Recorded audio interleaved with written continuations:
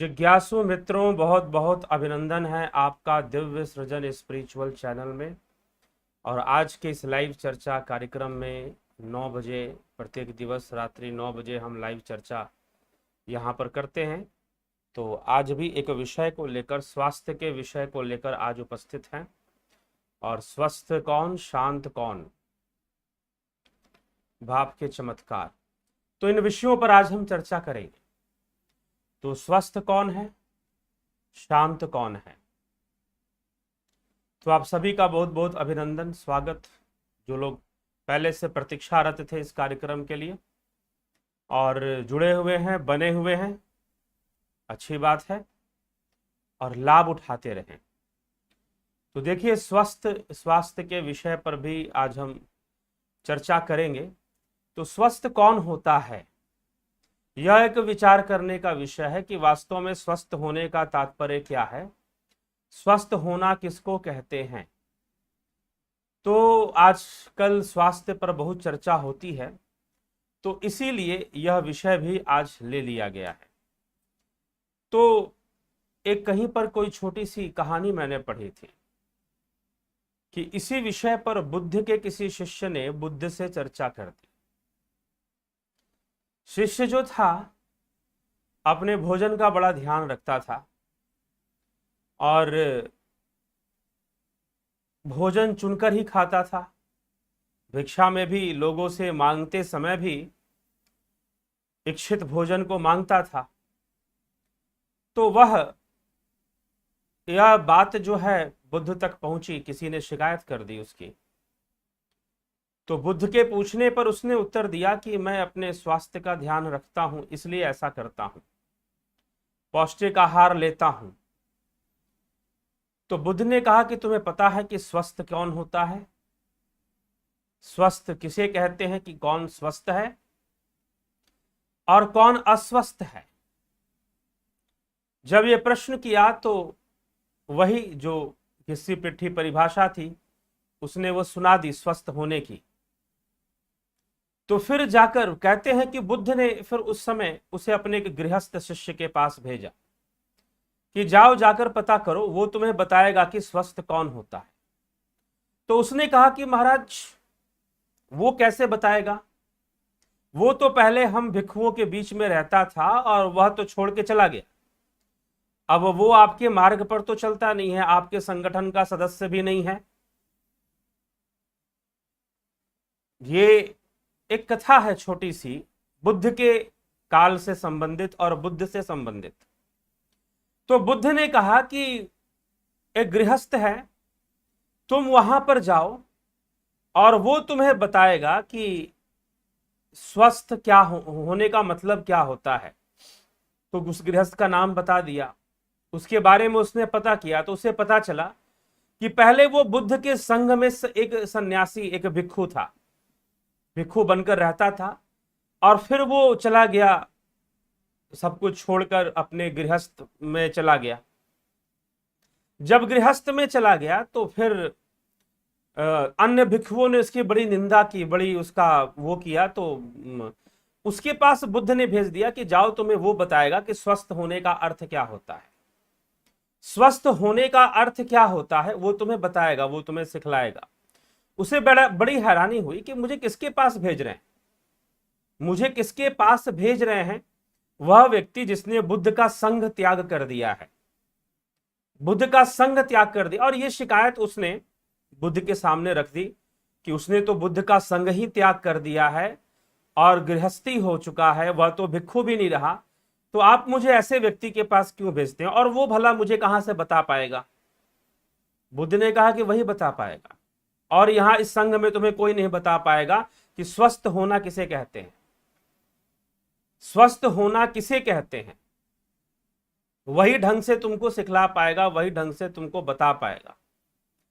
अब उसको बड़ी हैरानी हुई, उसको हैरानी हुई, और हैरानी हुई तो वो गया उस गृहस्थ के पास। अब बुद्ध की आज्ञा थी, तो बाकी शिष्यों ने कहा कि बुद्ध तुझे दंडित करना चाहते हैं, इसलिए उसके पास भेजे, हो सकता है कि तुझे संघ से बुद्ध निकाल भी दे। कईयों को उन्होंने निकाला भी है। ऐसी बातें उसके दिमाग में आने लगी, डर भी लग रहा था लेकिन जब भी बुद्ध के पास कहा तो बुद्ध ने कहा कि एक ही उपाय है, तुझे उसी के पास जाना पड़ेगा, उसी के पास जाना पड़ेगा। अब वो उसके पास गया। वो व्यक्ति गृहस्थ जीवन में रहता था, बड़ा प्रसन्न मुद्रा में रहता था, बड़े सही से रहता था। उससे पूछा कि भाई मुझे बुद्ध ने आपके पास भेजा है, आप बुद्ध के बहुत ही पुराने शिष्यों में से हैं और आप जानते हैं कि स्वस्थ होने का तात्पर्य क्या है, स्वस्थ होने का अर्थ क्या है, इसीलिए मैं आपके पास आया हूं। पहले तो उसने उसे खूब डांट लगाई,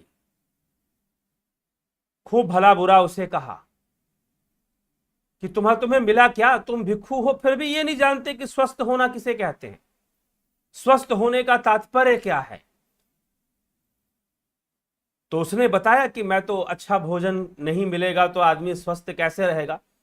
तो बोला कि मेरे पास देखो, मेरे घर में देखो, तुम्हें धन संपदा की कोई कमी नजर आ रही है? मेरे पास तो किसी धन संपदा की कमी नहीं है, अच्छे से अच्छे व्यंजन भोजन की कोई कमी नहीं है, तो क्या तुम मुझे स्वस्थ मानते हो?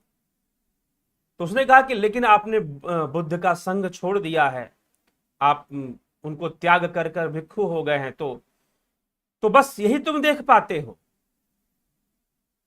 बुद्ध का संग तुमने धारण किया है, क्या यही बुद्ध का संग है जिसे तुम संग समझते हो? क्या यही बुद्ध का संग है जिसे तुमने संग समझने का भ्रम पाल रखा है?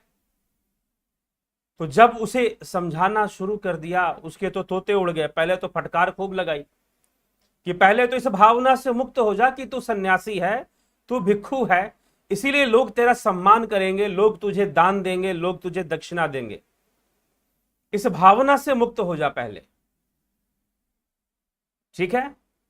तो इस भावना से उसे मुक्त किया कि मुक्त हो जाए इस भावना से कि तू कोई भिक्षु है, सन्यासी है और लोग समाज में तेरा सम्मान, क्योंकि तुम लोग जिस युग में, मैं उस युग में बुद्ध का भिक्षु था जब बुद्ध के साथ घूमने वाले बहुत कम लोग थे, जब बुद्ध के साथ रहने वाले बहुत कम संख्या में लोग थे, ना के बराबर लोग थे, उस समय मैं बुद्ध के साथ भिक्षु था। लेकिन देखते देखते यह भिक्षु संगठन बढ़ गया। राजा बिंबिसार ने, राजा प्रसेनजीत ने भिक्षुओं को बहुत सारी सुविधाएं दे दी और उसके बाद भिक्षुओं की संख्या बढ़ने लगी।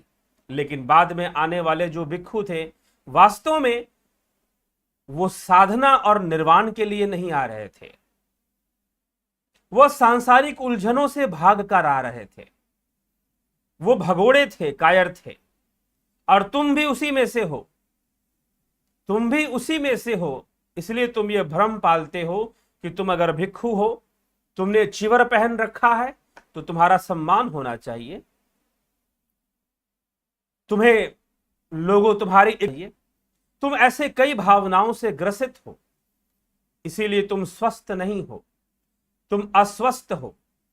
तुम अच्छा भोजन कर कर भी अस्वस्थ ही रहोगे, तुम स्वस्थ नहीं हो पाओगे, क्योंकि स्वस्थ होना शरीर की अवस्था नहीं है। स्वस्थ रहना या स्वस्थ होना यह शरीर की अवस्था नहीं है। स्वस्थ होने का तात्पर्य है स्वयं में स्थित हो जाना। स्वस्थ होने का तात्पर्य है आत्म स्थित हो जाना, स्वरूप की उपलब्धि कर लेना। अगर तुमने स्वरूप की उपलब्धि नहीं की तो फिर तुम स्वस्थ कैसे? अगर तुमने इस परवश होकर जीवन जी रहे हो, इंद्रियों के वशीभूत, फिर तुम स्वस्थ कैसे? और यही बात मांडुक्य कारिका के अद्वैत प्रकरण के आखिरी श्लोकों में योगी गौड़पाद लिखते हैं, और उसका भाष्य कौन देता है? आदि गुरु शंकराचार्य। तो हम लोग मांडुक्य कारिका पे चर्चा कर रहे थे, बुद्ध के भी विचार हमने इसमें सुन लिए कि वास्तव में बुद्ध के अनुसार स्वस्थ होने का तात्पर्य क्या था। तुम स्वयं में ही स्थित हो जाओ, तुम इस दुखमय जीवन से कैसे बाहर निकल जाओ। दुख क्यों है? क्योंकि तुम परवश हो, तुम सम्यक अवस्था में नहीं हो, तुम स्वयं में स्थित नहीं हो, इसीलिए तुम सर्वदा अस्वस्थ हो। तुम स्वस्थ कब हो जाओगे? जब स्वयं में स्थित हो जाओगे, तभी जाकर तो तुम स्वस्थ हो जाओगे। तो तुम स्वस्थ क्यों नहीं हो पा रहे भाई? स्वस्थ हो जाओ। और मांडुक्य कारिका के अंतर्गत योगी गौड़पाद क्या लिखते हैं? जब हमने सुना कि मन ब्रह्म रूप कब होगा, तो उन्होंने कहा यदा न लीयते चित्तम न च विचप्यते पुनः अनिंग नमनाभासम निष्पन्न ब्रह्म ततदा। जिस समय चित्त सुषुप्ति में लीन ना हो और फिर विक्षिप्त भी ना हो तथा निश्चल और विषयाभास से शून्य हो जाए, मुक्त हो जाए, उस समय अर्थात सम्यक अवस्था में आ जाए, समता में आ जाए, विषयाभास किसी प्रकार का विषयाभास उसके अंदर ना रहे, कोई मात्र बाहर से ब्रह्मचर्य का पालन ना कर रहा हो कि बाहर से तो घर छोड़ रखा है, बाहर से तो स्त्री संग छोड़ रखा है, लेकिन घर भोजन ये सारी बातें यहां पर एक भासना रूप में स्थित है दिमाग में। तो ऐसी अवस्था में तुम शांत नहीं हो सकते, आप विक्षिप्त अवस्था में चले जाएंगे, कुंठा की अवस्था में आ जाएंगे। इसलिए एकाग्रता की सिद्धि, आत्म स्थिति की सिद्धि आवश्यक है। और जब ऐसा हो जाएगा, जब विषय भास भी नहीं रहेगा, किसी प्रकार की विक्षिप्त अवस्था भी नहीं रहेगी, निद्रा भी नहीं रहेगी, आहार निद्रा भय मैथुन नहीं रहेगा, और इनके ना होने से जो कुंठा पैदा होती है वो कुंठा भी नहीं रहेगी, विक्षिप्त अवस्था भी नहीं रहेगी, और यहां तक कि इनकी भासना भी नहीं रहेगी, विषय भास रहेगा ही नहीं। ठीक है, तो लोग बाहर से तो त्याग करते हैं, लेकिन कई बार वो विषय भास में ही बने रहते हैं। दिन में कभी ना कभी उनके अंदर विषय भास आ ही जाता है, किसी ना किसी रूप में अनेकों विषय भास आते हैं। तो इस तरह की चीजें रहती हैं। तो जब इस तरह की चीजें रहती हैं तो फिर तुम्हारा संन्यास कैसा। लेकिन यहां पर आदि गुरु क्या कहते हैं कि जिस समय चित्त सुषुप्ति में लीन और फिर विक्षिप्त भी ना हो तथा निश्चल और विषय भास से मुक्त हो जाए, उस समय वो ब्रह्म स्वरूप हो जाता है।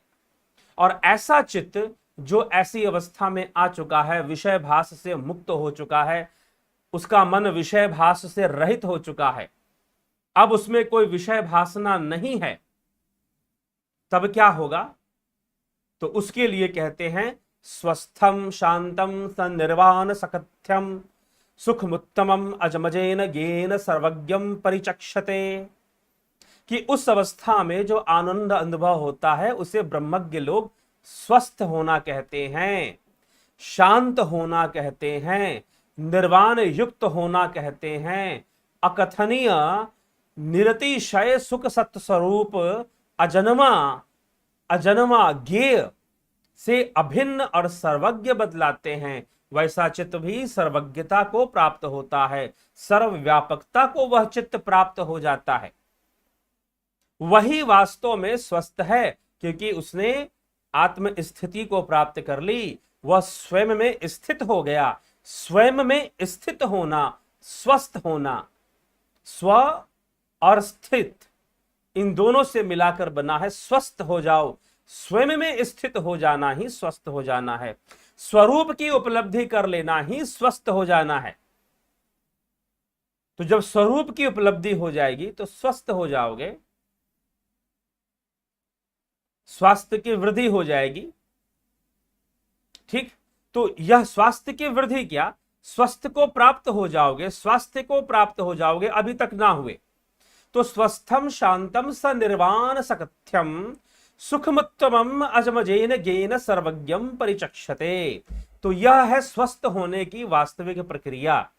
वास्तव में आप स्वस्थ कब हैं, जब आप आत्मज्ञान से पोषित हैं, जब आपका मन, आपकी बुद्धि आत्मज्ञान से पोषित है। तो चलो पूर्ण रूपेण स्वस्थ नहीं हो पाता हर व्यक्ति, वह तो एक सही मायने में जो आत्मज्ञानी है वही हो सकता है, लेकिन कम से कम स्वस्थ होने के मार्ग पर चल तो सकते हो, ब्रह्म ज्ञान के मार्ग पर चल तो सकते हो। और ऐसा नहीं कि स्वस्थ हो जाने का मतलब पूर्ण ब्रह्म ज्ञानी हो जाना है, ऐसा भी नहीं है। पूर्ण ब्रह्म ज्ञानी वाली अवस्था तो शरीर में जागृत अवस्था में होती ही नहीं है, यह उपनिषद स्वीकार ही नहीं करते। उपनिषदों ने इसकी पूरा काट कर दिया है कि पूर्ण ब्रह्म ज्ञानी वाली जो अवस्था है वो सशरीर नहीं हो सकती, असंभव है। जो दावा कर रहा है वो भ्रम, जब ऋषि मुनि नहीं कह सकते थे तो तुम कौन होते हो कहने वाले, और वो भी उनकी विरोधी विचारधारा रखते हुए कहने वाले। ठीक है, वो अपने ब्रह्म ज्ञान से जानते थे कि ब्रह्म सर्वव्यापी है, ब्रह्म सर्वव्यापी है, और तथा कथित ब्रह्म के नाम पर, ब्रह्म ज्ञान के नाम पर चलने वाली संस्थाएं ब्रह्म को सर्वव्यापी ही नहीं मानती हैं। ठीक है, तो उनके अनुसार ब्रह्म सर्वव्यापी है ही नहीं, तो फिर वह विचारधारा ही शास्त्र सम्मत नहीं है, और जब शास्त्र सम्मत नहीं है तो फिर उसकी तुलना ब्रह्म ज्ञानी से करने वाले लोग मूर्ख हैं फिर, और मूर्ख बनाए जा रहे हैं तथा कथित संस्थाओं के द्वारा। ठीक, तो यहां पर यह बहुत बड़ा भेद अंतर आना शुरू हो जाता है। तो स्वस्थ होने का तात्पर्य आत्मस्थिति को प्राप्त हो लेना, अपने चित्त को विषयों से शून्य कर लेना, मुक्त कर लेना, इंद्रिय गति का निरोध कर देना, वृत्तियों का निरोध कर देना, स्वरूप की उपलब्धि कर लेना। महर्षि पतंजलि कहते हैं तद्द्रष्टु स्वरूपे अवस्थानाम, कि स्वरूप में स्थित हो जाओ, यह योग का लक्ष्य है। योगस चित्तवृत्ति निरोध, तद्द्रष्टु स्वरूपे अवस्थानाम, स्वरूप में स्थित होना, यह योग का उद्देश्य है, यह योग करना है। ठीक है, तो इसीलिए विचार करें और स्वस्थ की ओर बढ़े। जितना इंद्रियों का निरोध करोगे, जितना विचारों का निरोध करते जाओगे, उतनी ही स्वस्थ अवस्था को प्राप्त करते जाओगे, उतनी ही स्वस्थ अवस्था को प्राप्त करते जाओगे, उतना अधिक संतुलन। वास्तव में अगर शारीरिक स्वास्थ्य की हम बात करें तो उसमें भी संतुलन महत्वपूर्ण है। शरीर में तत्वों का संतुलन हो जाना, शरीर में तत्वों का संतुलन हो जाना, स्वस्थ हो जाना है। ठीक है, तो इसीलिए शरीर में तत्वों का संतुलन करिए। ये कोरोना वरोना, अगर आप कह रहे हैं कि कोरोना फैल गया है, तो एक बात बताइए कि आप अपने आप को कितना संतुलित रखते हैं, शरीर को और मन को, दोनों को। देखिए, कोरोना दो तरीके से काम कर रहा है, आपके मन के साथ भी खेल रहा है, आपके शरीर के साथ भी खेल रहा है, शरीर के साथ भी खेल रहा है और मन के साथ भी खेल रहा है। इसीलिए कोरोना से बचने के लिए क्या क्या करना चाहिए भाई? पहले तो अपने मन को स्वस्थ रखो, मन को स्वस्थ रखो। अब जो बाहर की जो विचारधारा है वो यह मानती है कि स्वस्थ तन में ही स्वस्थ मन रह सकता है, लेकिन मन इतनी शक्तिशाली चीज है कि अगर वो स्वस्थ रहे तो वो शरीर को हर परिस्थिति में स्वस्थ रख सकता है। लगभग 10 साल पहले की बात है, एक डॉक्टर साहब से मेरी चर्चा हुई। मैंने उनसे पूछा कि एक बात मुझे बताइए कि स्वस्थ शरीर में ही स्वस्थ मन का वास होता है, यह कितना प्रतिशत सत्य है? तो पहले तो उन्होंने कहा कि यह 100% सत्य है। फिर मैंने कुछ तर्क दिए उनको, तो फिर उन्होंने कहा कि नहीं, आपकी बात सही है, यह पूरी तरह से सही बात नहीं है। सच्चाई यह है कि स्वस्थ मन में स्वस्थ शरीर रह सकता है। अगर मन स्वस्थ है तो निश्चय रूप से आपका शरीर भी स्वस्थ रहेगा, परंतु इसमें कोई शक नहीं है कि शरीर का स्वास्थ्य बिगड़ने से मन की कमजोरी भी आ जाती है, क्योंकि आपने मन के ऊपर उस ढंग से कार्य नहीं किया जैसे पतंजलि ने काम करने के लिए लिखा है। जैसे यहां पर आदि गुरु शंकराचार्य बता रहे हैं कि मन के ऊपर कार्य करना जरूरी है, चित्त के ऊपर कार्य करना जरूरी है। समस्या यह है कि हम सारे कार्य बाहरी जगत में कर रहे हैं, अपने अंतःकरण के ऊपर हम काम कर नहीं रहे हैं। और कुछ फैशनेबल लोग चीज ये हैं, आजकल मुझे बड़ी हैरानी होती है। मुझे एक पीछे कुछ महीनों पहले की बात है, एक महिला मिली, अविवाहित थी वो, और 30 साल उनकी उम्र होगी, कई भाषाओं का ज्ञान रखती हैं। तो उन्होंने मुझसे ऐसे कहा कि भाई मैं ज्योतिष भी सीखती हूं और कुछ करती हूं, तो मैं वेस्टर्न सीखती हूं। मैंने कहा कि वेस्टर्न सीखती, फिर उन्होंने मुझसे भी कुछ बातें की। अपने कुंडली के बारे में। मैंने कई बातें बताई, बोला कि आप जो बता रहे हैं मेरे बारे में सही बता रहे हैं, लेकिन मैं सीखती वेस्टर्न हूं और मुझे नहीं लगता कि मैं वेस्टर्न सीख रही हूं। मैं भी वेस्टर्न तरीके से लोगों को बताती हूं वेस्टर्न एस्ट्रोलॉजी, तो और फिर जो है, लेकिन बातें बिल्कुल सटीक भी नहीं होती हैं। और आप जिस तरह से बता रहे हैं अभी मेरी कुंडली देखकर, पास्ट जो मेरा बीता हुआ है वो ऐसे ही बीता है जैसे आपने बताया।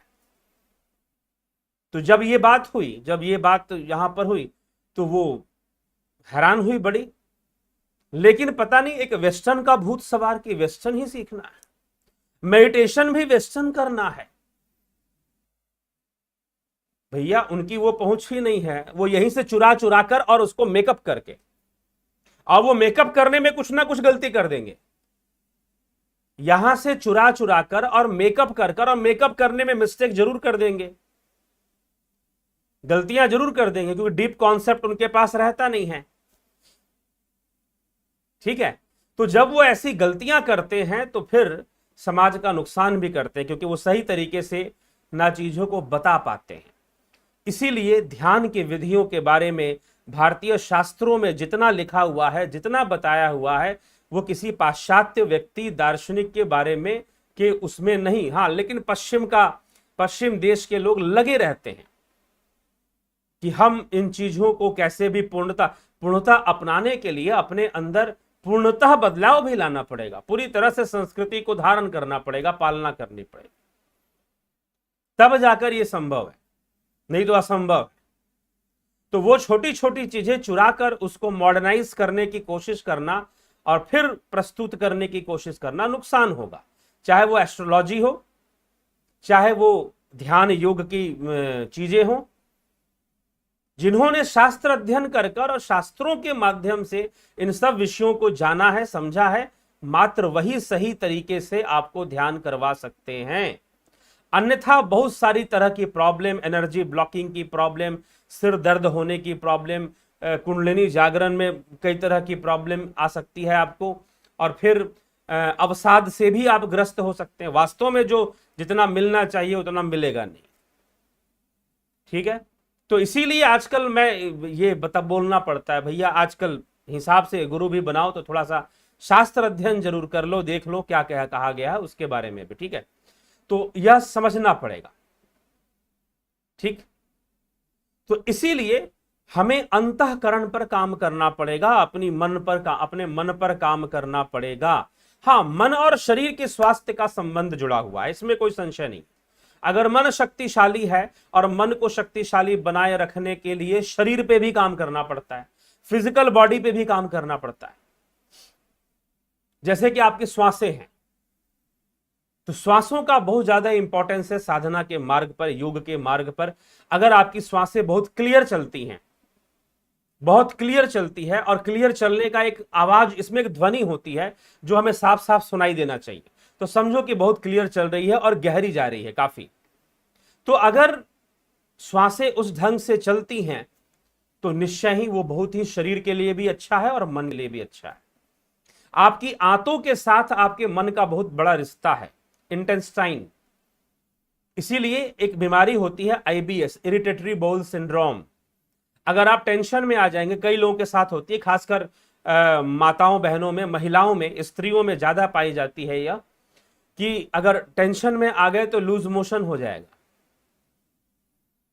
अगर कोई कलह क्लेश घर में हो गया, टेंशन हो गया, थोड़ा सा स्ट्रेस लेना पड़ा, तो जैसे आप स्ट्रेस में आ जाएंगे तो लूज मोशन की समस्या, एक नहीं, मैं ऐसे कई महिलाएं संपर्क करती हैं और कहती हैं कि हमें ऐसा भी होता है, और गैस्ट्रोलॉजिस्ट को दिखाते हैं। तो एक बार मुझे गैस्ट्रोलॉजिस्ट ने कहा कि आप योग कीजिए, मेडिटेशन कीजिए, ध्यान कीजिए आप।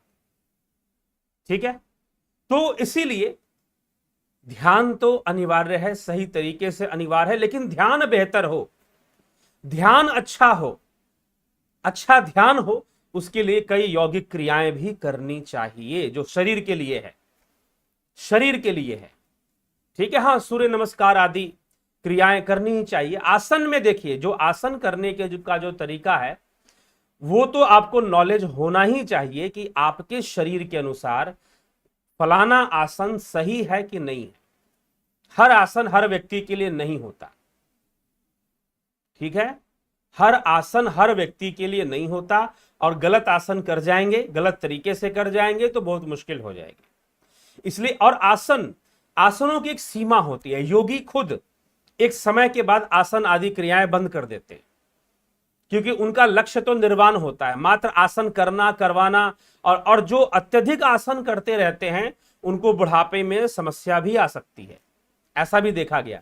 हर व्यक्ति, एक्सेप्शनल केस हो सकता है, लेकिन कई केस ऐसे भी हैं कि लोगों ने बहुत आसन किए, करते रह गए और सोचेंगे कि कोई वो नहीं होगा, और क्योंकि लोगों के डिमांड से उन्होंने किए, विज्ञान से नहीं किए, डिमांड पर उन्होंने किए कि भाई लोग, क्योंकि आजकल योगा एक फैशन भी हो गया है ना। जैसे जिम्नास्टिक कैसे होता है कि भाई एक मंच पर जिम्नास्टिक का प्रेजेंटेशन होता है, तो दैट्स लाइक आजकल लोग योगा को एक शो ऑफ, दोनों की गलती है इसमें, योगा करने वालों की भी गलती है और देखने वालों, अरे भाई ये ऐसे पोज बना रहा है, वो ऐसे पोज बना रहा है। भैया पोज का प्रदर्शन कोई योग नहीं है।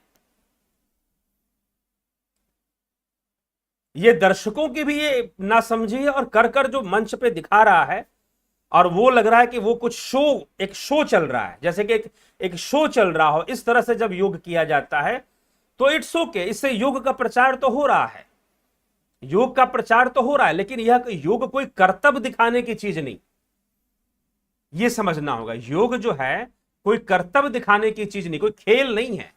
योग इज नॉट ए गेम, ठीक। तो योग तो वैसे जीवन ही योग है, अनेक सूक्ष्म रहस्य हैं योग के अंदर।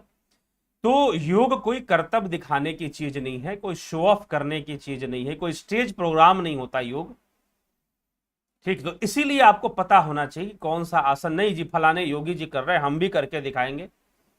तो हो सकता है कि आप अगर बिना संज्ञान के, बिना सही ज्ञान के, बिना सही समझ के अगर योग आसन ज्यादा करते हैं तो आपको समस्याएं वृद्धावस्था में या एक उम्र बढ़ने पर आ सकती है।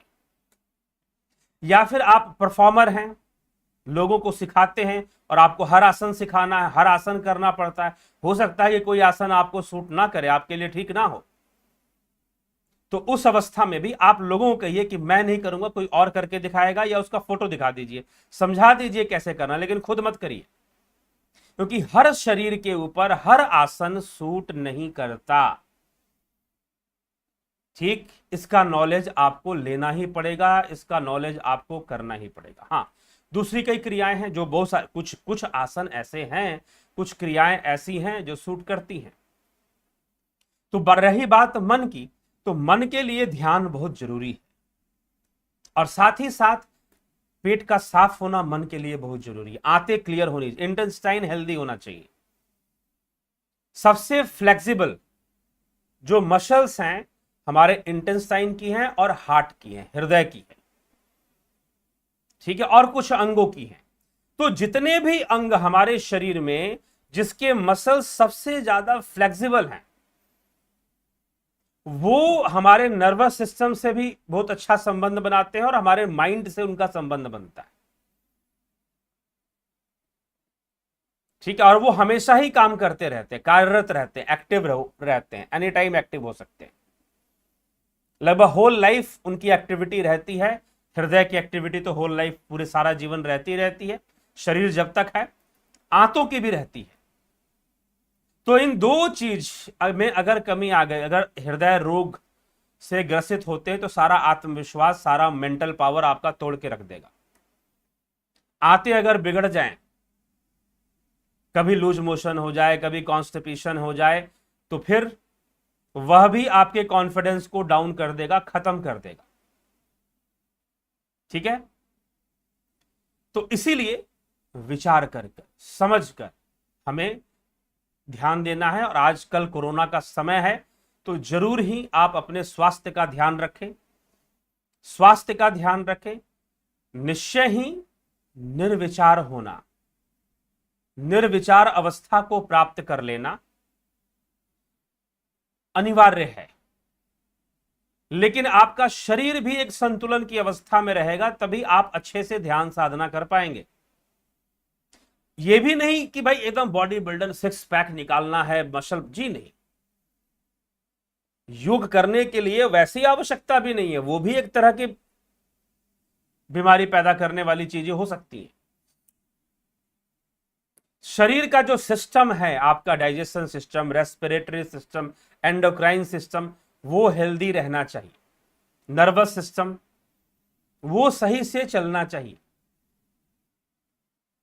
ठीक है, तो उसके लिए आपको प्रयासरत रहना ही चाहिए, कुछ ना कुछ करना ही चाहिए। डेली थोड़ा सा पसीना निकालें, एक्सरसाइज करें, और आसन वगैरह भी हल्का फुल्का जो कर सकते हैं वो करें, और ध्यान में बैठें, ध्यान में बैठें। और कुछ क्रियाएं इस कोरोना काल में मैं आपको बताता हूं करनी चाहिए। आपको गार्गल करना चाहिए। गार्गिल कैसे करेंगे? गर्म पानी से, नमक डालकर थोड़ा सा गर्म पानी से करें, और गार्गिल करते समय ऐसा करें अपनी जिह्वा को बाहर निकाल लें, ऐसे बाहर निकाल के गार्गिल करें तो ज्यादा लाभ करता है। और गर्म पानी की गर्मी बढ़ाते जाएं। होता क्या है कि आपने गर्म पानी लिया, और गर्म पानी लेकर जब आप गार्गिल करते हैं तो धीरे धीरे वो ठंडा, मतलब आप गर्म से ठंडा पानी की ओर जा रहे हैं, ऐसा नहीं होना चाहिए। थोड़ा सा ग्लास में या किसी भी पात्र में पानी ले, उसको पूरा कर ले, दूसरी बार पानी ले वो उससे ज्यादा गर्म हो, तीसरी बार उससे भी ज्यादा गर्म हो। तो हीट को जब तक सहन हो सकता है, जितना हीट उतना हीट अपने गले को दीजिए कोरोना काल में। कि कोरोना के साथ यह भी कहा जाता है कि 52 डिग्री टेम्परेचर अगर बढ़ जाए तो फिर क्या होता है कि कोरोना इनएक्टिव हो जाता है। अगर आपको इन्फेक्शन होता भी है तो इनएक्टिव हो जाएगा। तो गरम, पहले थोड़ा गरम से गार्गिल करिए, फिर उसके बाद गर्मी ज्यादा गर्म पानी से, उसके बाद और ज्यादा गर्म पानी से, उसके बाद और ज्यादा गर्म पानी से। उसकी गर्मी बड़ी होनी चाहिए, गर्मी घटनी नहीं चाहिए, ऐसे करना चाहिए। ठीक है। और दूसरा, वमन क्रिया कर लें, कुंजल क्रिया जिसे कहते हैं, बस्ती कर लें हो सके तो। बस्ती जिसको एनिमा लेना कहते हैं, एनिमा लेने की प्रक्रिया होती है, तो बस्ती, उससे हमारे जो बड़े आंत का जो मैल है वो निकल जाता है, कॉन्स्टिपेशन नहीं रहेगा। कॉन्स्टिपेशन को खत्म करने के लिए, जिनको बहुत वर्षों पुराना कॉन्स्टिपेशन है, वो हफ्ते में एक बार बस्ती लेना शुरू कर दे। ठीक है, एनिमा लेना शुरू कर दे तो निश्चय ही बहुत सारा लाभ उठाएंगे, बहुत लाभ मिलेगा। और वमन क्रिया, वमन कुंजल क्रिया हफ्ते में 2 बार कर सकते हैं इसको, बहुत कठिन काम नहीं है ये। ठीक है, बहुत सरल सी क्रियाएं हैं, खुद से भी कर सकते हैं। पानी पीना है, नमक वाला पानी पिए, और पानी पीकर जो है उसको पूरे पानी को बाहर निकालना है। कई वीडियोस यूट्यूब पर हैं जो ये सब कुंजल क्रिया के बारे में बताती हैं, आप उनको भी फॉलो कर सकते हैं। एनिमा कैसे लेते हैं उसको भी फॉलो कर सकते हैं। ठीक है। और जो सबसे जरूरी है वो है स्टीम लेना, भाप लेना। स्टीम जरूर लीजिए, खासकर जो आजकल जो ब्लैक फंगस का जो प्रकोप चला हुआ है, ब्लैक फंगस के लिए भी और साथ ही साथ कोरोना के लिए भी स्टीम जरूर लीजिए, भाप जरूर से जरूर लीजिए। जो स्वस्थ हैं, जिनको इन्फेक्शन नहीं हुआ है, किसी प्रकार की खांसी नहीं है, कफ नहीं है, सर्दी नहीं है, तो वो भी एक बार स्टीम जरूर ले। और सबसे अच्छा समय स्टीम लेने का होता है रात को सोने के पहले, जरूर स्टीम ले लें। ठीक है। लेकिन स्टीम कैसे लेंगे, अब ध्यान देखें। तो स्टीम लेने का एक सिंपल सा तरीका होता है, किसी भी पात्र के अंदर पानी गर्म कर लें, चाहे तो उसमें पुदीना, तुलसी या अजवाइन डाल सकते हैं, पानी को उबाल लें, और उस उबल जाए, जब उसमें से बहुत भाप निकलने लगे, पानी उबलने लगे, पानी का जो वो पात्र है ढक्कन से ढका हुआ रखना चाहिए, उसको ले लीजिए, एक चादर ओढ़ लीजिए, पूरा अपने आप को ढक लीजिए कंप्लीटली, बाहर की हवा आपको ना स्पर्श करे, ढक लीजिए। और फिर उस ढक्कन को धीरे से आधा खोल दीजिए, पूरा मत खोलिए, खोल दीजिए, उसमें से भाप निकलेगा, और फिर मुंह से भाप लीजिए, मुख से हवा को खींचिए, उस भाप को करके खींचिए और नासिका से छोड़िए। ठीक है, यह भी भाप लेने का तरीका। लेकिन इसमें एक समस्या है, इसमें भी वही समस्या आती है कि वो पानी तो आपने वहां से उतार लिया, अब वो जो पानी है धीरे धीरे ठंडा हो जाए, उसका टेम्परेचर तो धीरे धीरे डाउन ही हो रहा है ना, ठंडा ही हो रहा है, और मुंह से भाप लेना चाहिए। मुंह से भाप क्यों लेना चाहिए? ताकि जो जो भाप है, भाप की जो गर्मी है वो आपके लंग्स तक पहुंचनी चाहिए। चेहरे और नासिका के लिए तो बिना मुंह से ना ले तो भी चल जाएगा, लेकिन वो लंग्स तक पहुंचनी चाहिए, आपके फेफड़ों तक पहुंचनी चाहिए उसकी जो गर्मी है, भाप की गर्मी। तो मुख से ही भाप लेना चाहिए हमेशा। तो ये भी आप ध्यान रखें, ज्यादा मात्रा में वाष्प जाएगा। नहीं तो आजकल जो वेपोराइजर्स आते हैं बाजार में, आप देखेंगे वेपोराइजर आते हैं, मेरे पास एक है, मैं आपको दिखाता हूं। इस तरह का होता है उसका कवर, तो महंगे सस्ते हर प्रकार के आते हैं। तो वेपोराइजर में ये इस प्रकार का होता है। इसमें ये ऐसे पानी डाला जाता है, इसके अंदर इसमें पानी डालते हैं और ये बिजली से कनेक्ट हो जाएगा, और इसमें ऐसे डाल दिए। आप इसको ऐसे लगाकर भी स्टीम ले सकते हैं। ठीक, तो इसमें मुख से इसका इसका इसका एक लाभ है, इसमें हर तरह के आते। ये थोड़ा सा कॉस्टली वाला है, आपको 500 रुपए तक महंगा हो गया आजकल, मन मर्जी दाम पर लोग बेच रहे हैं। ठीक है, वैसे पहले 200-250 रुपए में मिल जाया करता था बड़े आराम से, आजकल 500-600 रेट पे बेच रहे हैं। हो सकता है कि बड़े किसी शहर में 1000 रुपए में भी सस्ता वाला जो एकदम प्लास्टिक का जो होता है वो। तो इसका जो पात्र है वो तो स्टील का है वैसे। तो आप वेपोराइजर यूज कर सकते हैं, आपके चेहरे के लिए भी अच्छा होता है। बताते हैं चेहरे में जो कील मुहासे, जिन लोगों को, जिन युवा पीढ़ी 17-18 वर्ष के जो उम्र के लोग हैं उनको बड़ी चिंता रहती है कील मुहासों की, तो they should take the vapour, उनको भी वेपोराइजर यूज कर सकते हैं और भाप लेना चाहिए। कील मुहासों की समस्या भी दूर हो जाती है। और फंगस, जो ब्लैक फंगस है जो चेहरे पे बन जा रहा है, आंखों में बन जा रहा है आजकल, उससे भी लोगों की मौतें हो रही हैं, वो नहीं बनेगा अगर आप रेगुलर स्टीम लेते हैं तो। ठीक,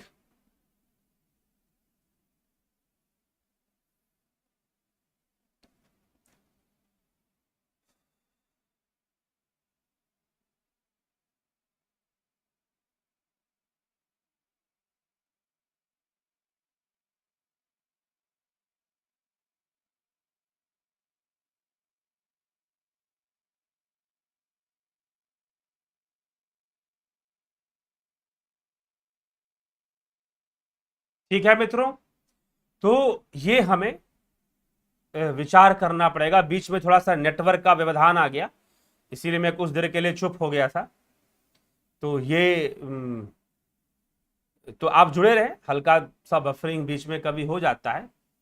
तो चलिए, तो आप इसका भाप लें।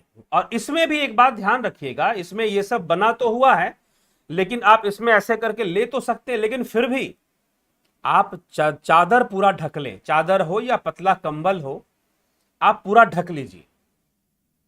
ठीक ना, थोड़ा सा बॉडी को भी स्टीम मिल जाएगा, अच्छा रहेगा।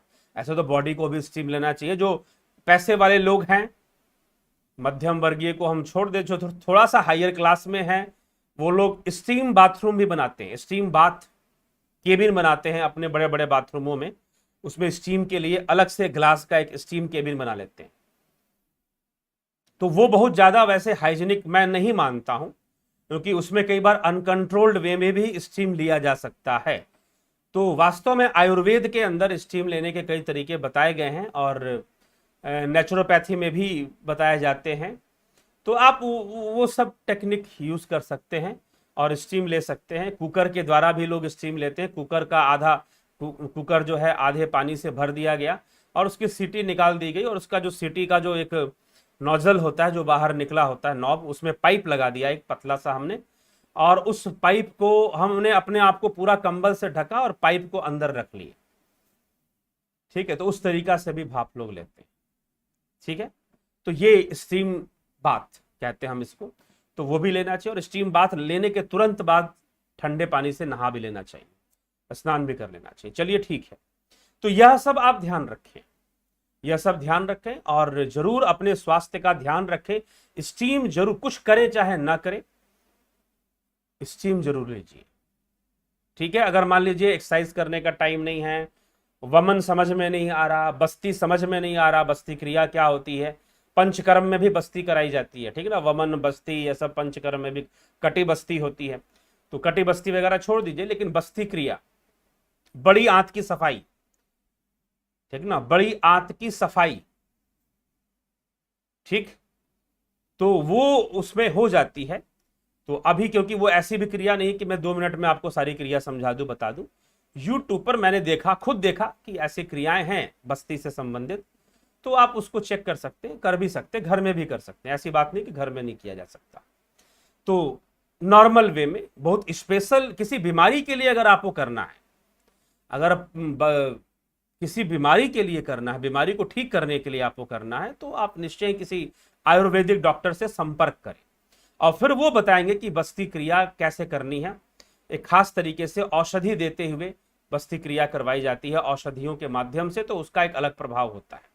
लेकिन एक सामान्य तरीके से आप करना चाहते हैं सिर्फ सफाई के लिए, आंतों की सफाई के लिए, तो निश्चय ही आप कर सकते हैं। तो यह क्रियाएं कई हैं, सही जानकारी से ही लेना चाहिए। और भाप, और कुछ मैंने स्टीम के बारे में, इसलिए आज का टॉपिक है भाप का चमत्कार। तो कुछ हो चाहे ना हो, स्टीम लेने वाला काम जरूर कीजिए, डेली स्टीम लीजिए ही लीजिए। अगर आपको कोविड, पोस्ट कोविड पेशेंट है, 2 प्रकार के, एक तो कोरोना से इन्फेक्टेड लोग हो गए, उनको तो लेना ही चाहिए, 3 बार कम से कम लो, 4 बार कम से कम लो, लंग्स को हीट पहुंचाओ। हाँ, ये है कि एक्स्ट्रा कोई भी चीज का अति सर्वत्र वर्जते, एक सिस्टम में लीजिए। एक सिस्टम में कोई भी एक्सरसाइज भी होती है तो वो आधे घंटे से ज्यादा नहीं करना चाहिए, रेस्ट करना चाहिए। यहां तक कि आप जॉगिंग वॉकिंग भी कर रहे हैं तो ½ आवर कंटिन्यू करें, उसके बाद रेस्ट पोजीशन में आए, ठीक है, ½ आवर से ऊपर मत जाए, 15-20 मिनट करें, रेस्ट में आए, फिर कुछ रेस्ट कर कोई दूसरा एक्सरसाइज करना है तो करें। तो वैसे भी अति सर्वत्र वर्जते, तो ये नहीं कि हमेशा ही भाप लेते रहोगे तो कोई दूसरी समस्या फिर आ सकती है ना बॉडी में।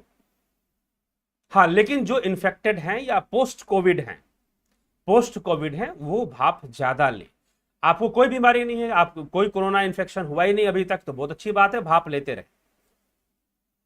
म्यूकस नहीं बनेगा, कोरोना के लिए जगह नहीं बनेगी, अगर वो शरीर में आता भी है मल्टीप्लाई करने में उसको दिक्कत होगा, क्योंकि उसके हीट मिलेगा, और हीट मिलेगा तो उसके मल्टीप्लाई करने की जो क्षमता है वो कम हो जाएगी, घट जाएगी, ठीक है। तो ये सारी, तो स्टीम, और स्टीम के बहुत सारे फायदे हैं।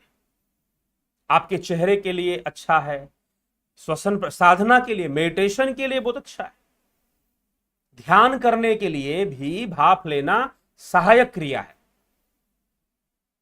ठीक ना। तो क्योंकि हमारी सारी शुरुआत तो प्राणायाम से होना है, प्राणों श्वासों की प्रक्रिया से स्टार्टिंग करनी है, तो ध्यान करने के लिए भी भाप लेना बहुत ही सहायक है, ठीक है।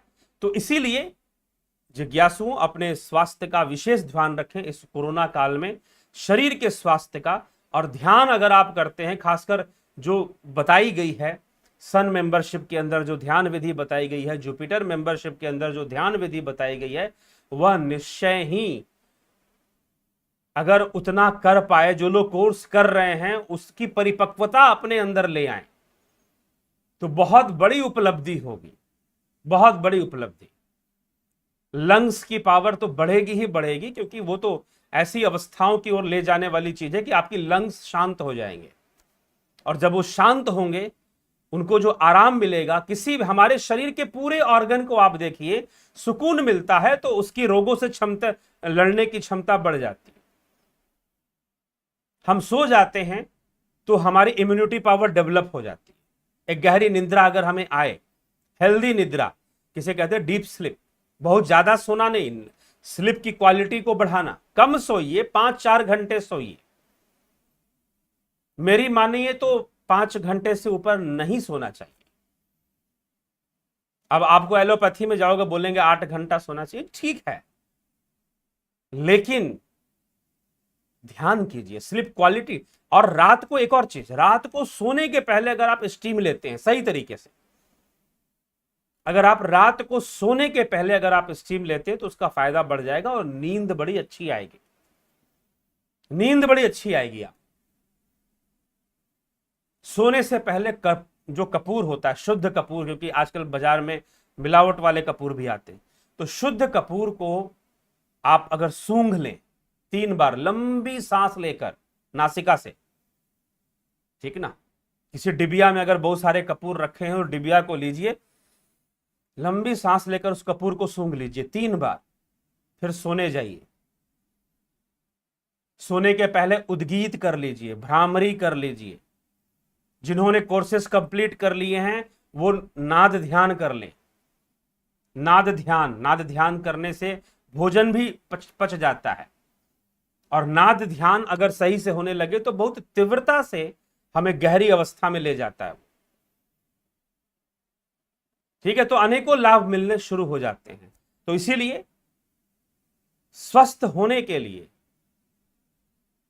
शरीर से शुरुआत तो करनी ही पड़ती है। तो शरीर को भी ध्यान दे, लेकिन शरीर को स्वस्थ रखने का या सही रखने का उद्देश्य यह नहीं है कि आप बहुत दीर्घायु हो जाएंगे। दीर्घायु तो होंगे, लेकिन साथ ही साथ आप जो है अपने ध्यान और अपनी साधना में शरीर का एक संतुलन में आना भी जरूरी रहता है। उस पर ध्यान जरूर देना चाहिए। तो स्वस्थ हो जाइए, जितना स्वस्थ होंगे उतनी अच्छी बात है। ठीक है, सद्कर्म करें, दूसरों को भी सहायता करें, दूसरों को भी बताएं। तो जरूर डेली आप लोग कम से कम एक बार, अगर स्वस्थ हैं, कोविड आपको आज तक नहीं हुआ है, तो निश्चय ही भाप लेना जरूर, स्टीम लीजिए, छोड़िए मत, प्रतिदिन लीजिए, कोशिश कीजिए, सोने के पहले जरूर ले लीजिए। फिर सुबह में अगर समय मिलता है तो सुबह भी एक बार ले लीजिए। ठीक है, नहीं तो कोई बात, चलिए एक बार तो जरूर कीजिए।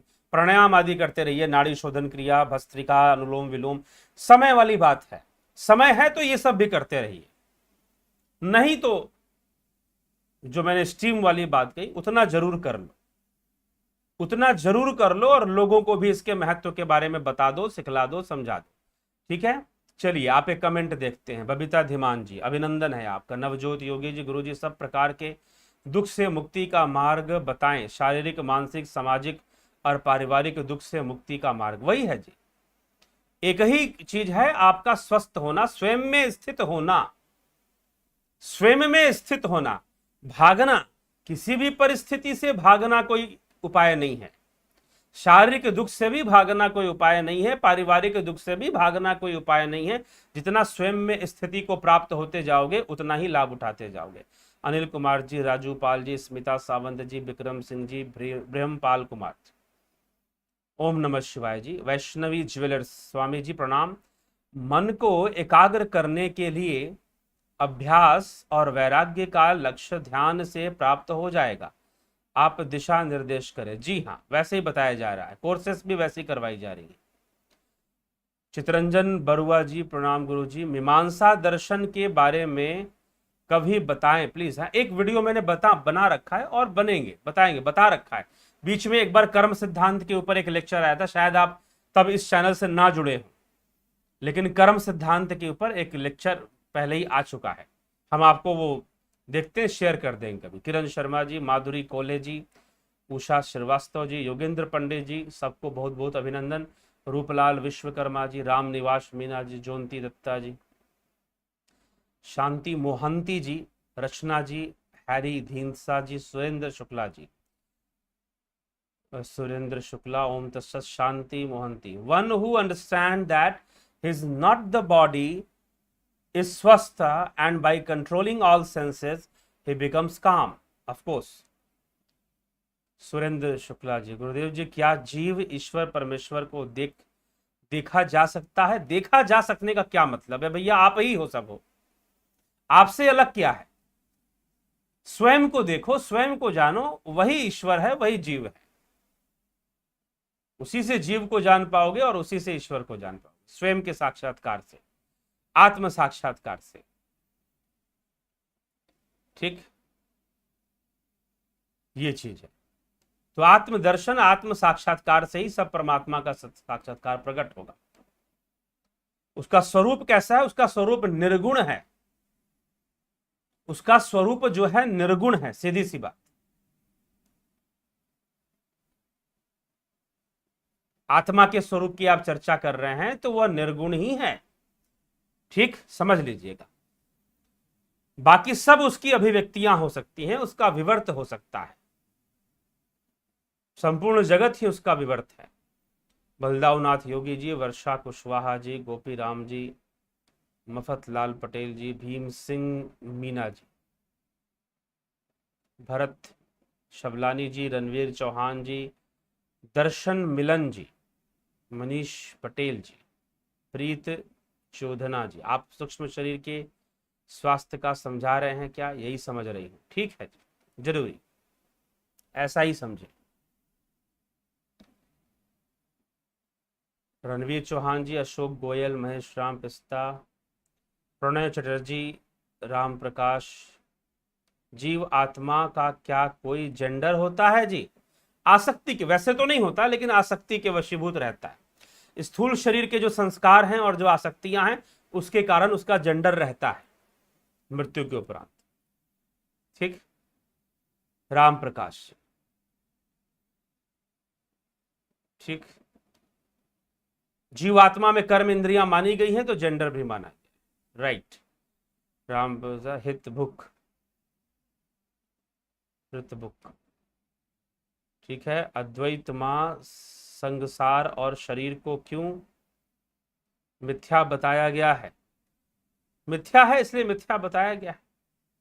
पवन कुमार गुप्ता, मिथ्या पर जाइए, एक चैनल पर हमारे एक वीडियो है, सत्य मिथ्या और असत्य, तीनों में अंतर क्या, असत्य क्या है, मिथ्या क्या है, सत्य क्या है।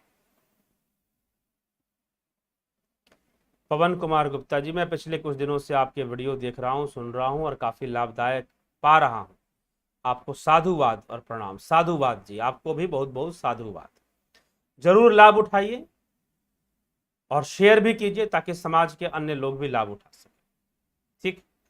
तो चलिए मित्रों, आजकल के परिवेश को देखकर निश्चय ही अपने स्वास्थ्य का ध्यान रखें, अपने डाइजेशन सिस्टम को सही रखें और गले को, रेस्पिरेटरी सिस्टम, श्वसन प्रणाली, रेस्पिरेटरी सिस्टम को स्वस्थ रखें, श्वास को लेने की क्षमता भी बढ़ाएं और साथ ही साथ लंग्स को आराम दे। वो जो मैं क्रिया मैंने बताई, ध्यान और इम्यूनिटी पावर, एक वीडियो है चैनल पर, ध्यान और इम्यूनिटी पावर, कुछ दिन पहले मैंने डाली थी, कुछ दिन पहले लाइव सेशन में ही चर्चा हुई थी। उसमें देखिए कैसे लंग्स को रेस्ट के पोजीशन में ले जाने के लिए बताया गया। जो प्रणव साधना करते हैं, जिन्होंने कोर्स किया है, सन मेंबरशिप, जुपिटर मेंबरशिप का कोर्स जिन्होंने किया है, तो उनको तो भैया प्रणव साधना बताया गया और वो प्रणव साधना में अनुभव करते हैं कि हमारी श्वासें रुक जाती हैं, लंग्स भी रुक जाते हैं, लंग्स का जो हल्का हल्का उठना दबना है वो सब रुक जाता है कुछ देर के लिए। अच्छी बात है अगर कोर्स ज्वाइन कर ले, नहीं तो लंग्स को रेस्ट की पोजीशन में कैसे ले जाना है, कुछ दिन पहले ध्यान और इम्यूनिटी पावर, ये वीडियो आई थी 9 बजे लाइव चर्चा में ही आई थी। आप उसको दोबारा जाकर देखें और उसको शेयर करें ताकि लोगों तक पहुंचे और वो उसका पूरा पूरा लाभ उठाएं, ठीक है। तो ये चीज है, तो इसीलिए लाभ उठाइए और दूसरों को भी लाभान्वित कीजिए। चलिए इसी के साथ विराम देते हैं, अपने विचारों को यहां पर। बहुत बहुत आभार आप सभी का, जुड़े रहें, बने रहें और इस चैनल को निश्चय ही समाज कल्याण की चिंता करते हुए आगे भी बढ़ाते रहें, ठीक है। बहुत बहुत आभार।